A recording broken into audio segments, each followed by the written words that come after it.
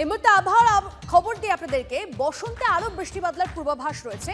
রবিবার থেকে ঝড় বৃষ্টির সম্ভাবনা বাড়বে দক্ষিণবঙ্গে।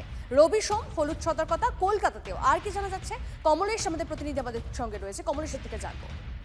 দেখো, একটা পশ্চিমী অক্ষরেখা সক্রিয় রয়েছে, তার প্রভাবে সমুদ্র থেকে নিয়মিত জলীয় বাষ্প ঢুকছে। উত্তরবঙ্গে ভারী বৃষ্টি হয়েছে এবং উত্তরবঙ্গে এই বৃষ্টিপাত আগামী 7 দিন চলবে। সোমবার দিন উত্তরবঙ্গের দার্জিলিং, জলপাইগুড়ি, কালিম্পং এই জেলাগুলোতে, আলিপুরদুয়ার, কোচবিহার এই জেলাগুলোতে ভারী বৃষ্টির সতর্কতা আবার দেওয়া হয়েছে। দক্ষিণবঙ্গে আজকেও বিক্ষিপ্ত বৃষ্টি হতে পারে, মূলত পশ্চিমের দিকে। কাল থেকে রবিবার এবং সোমবার এই দুদিন দক্ষিণবঙ্গের সব জেলায়, কলকাতা সহ দক্ষিণবঙ্গের সব জেলায় হালকা থেকে মাঝারি বৃষ্টি হতে পারে, সঙ্গে বজ্রবিদ্যুৎ সহ বৃষ্টি অর্থাৎ বাজ পড়ার আশঙ্কা রয়েছে এবং কোথাও কোথাও ঘন্টায় 40 থেকে 50 কিলোমিটার বেগে দমকা বাতাস বইতে পারে। ফলে গতকাল রোদ ওঠায় যে তাপমাত্রাটা বেড়েছিল, বৃষ্টি হলে সেই তাপমাত্রাটা 2 থেকে 3 ডিগ্রি কমতে পারে।